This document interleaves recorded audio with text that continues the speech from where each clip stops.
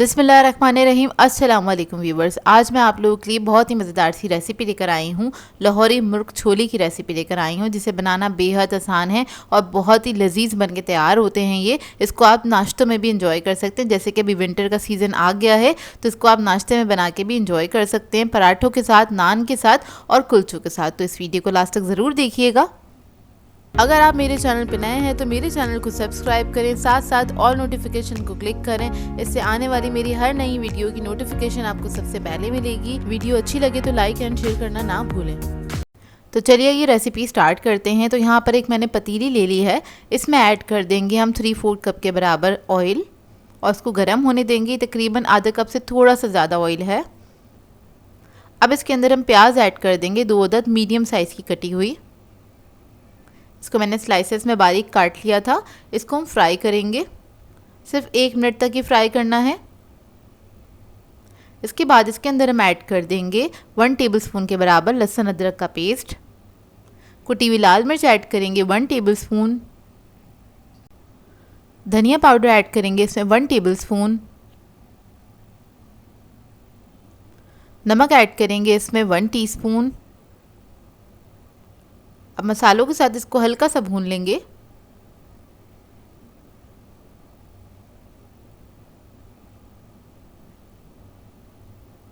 जब ये भुन जाएगी फिर हम इसके अंदर चिकन ऐड करेंगे। तो मैंने इधर ½ kg चिकन लिया है, थोड़े बड़े पीसेस में कटा हुआ है ये।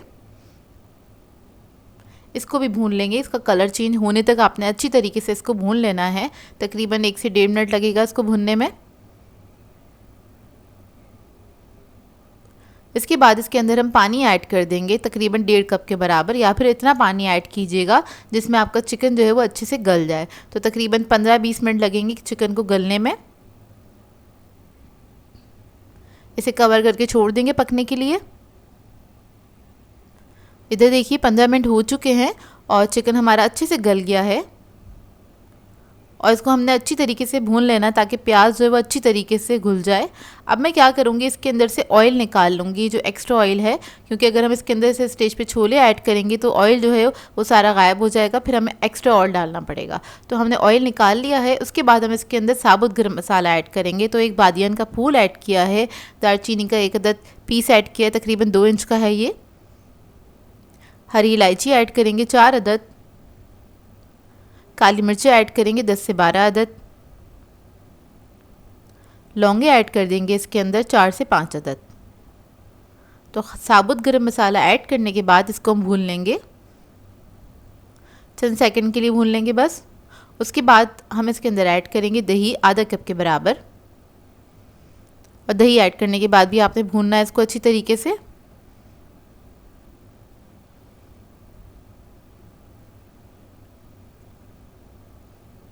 बस अच्छे से भून लेंगे, थोड़ा सा ऑयल ऊपर आ जाए इतना आपने भूनना है इसको अच्छी तरीके से। फिर हम इसके अंदर छोले ऐड करेंगे। तो बॉईल हुए छोले ऐड कर रही हूँ। टोटल मैंने 3 कप के बराबर लिए थे।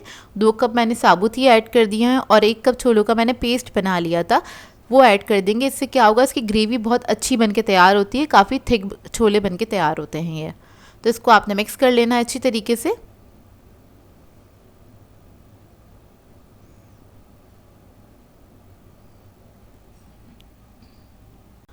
अब इसके अंदर हम ऐड करेंगे हरी मिर्चें 4 अदद। काली मिर्चों का पाउडर ऐड करेंगे 1 टीस्पून। गरम मसाला ऐड करेंगे ½ टीस्पून।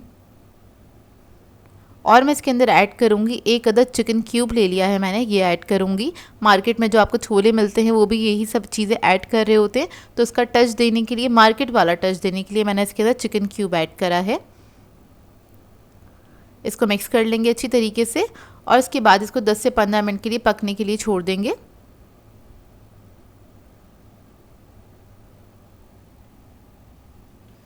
पंद्रह मिनट बाद इसको चेक कर लेते हैं। तो ये छोले जो है हमारे बिल्कुल रेडी हो गए हैं। इसको हम मिक्स करेंगे अच्छी तरीके से और इसकी आप ग्रेवी देख सकते हैं। जब आप फ्लेम ऑफ करेंगे तो ये और मज़ीद थिक हो जाएगी। तो अपने हिसाब से इसकी आप ग्रेवी रख सकते हैं। थोड़ी थिक रखनी है तो इतना ही छोड़िएगा, थोड़ा पतला रखना है तो थोड़ा सा पानी ऐड कर दीजिएगा। और फ्लेम ऑफ करने से पहले हम इसके ऊपर ऑयल ऐड कर देंगे जो हमने निकाला था।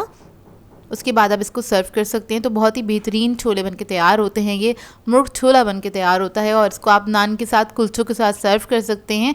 चाहें तो पराठों के साथ भी इसको एंजॉय किया जा सकता है, जो कि बहुत ही बेहतरीन बनते हैं। इस रेसिपी को ट्राई करें तो अपना फीडबैक ज़रूर दीजिएगा, बताइएगा ज़रूर कैसी लगी आपको ये रेसिपी। नाश्ते के अलावा आप इसको डिनर में या फिर लंच में भी सर्व कर सकते हैं। आई होप आपको ये रेसिपी अच्छी लगी हो। सो व्यूअर्स, अगर आप लोगों को मेरी रेसिपीज़ अच्छी लगती हैं तो मेरे चैनल को सब्सक्राइब करें, लाइक करें, कमेंट ज़रूर किया करें, शेयर भी ज़रूर किया करें अपने फ्रेंड्स के साथ, फैमिली के साथ। तो मुझे अपनी दुआओं में याद रखिएगा। अल्लाह हाफिज़।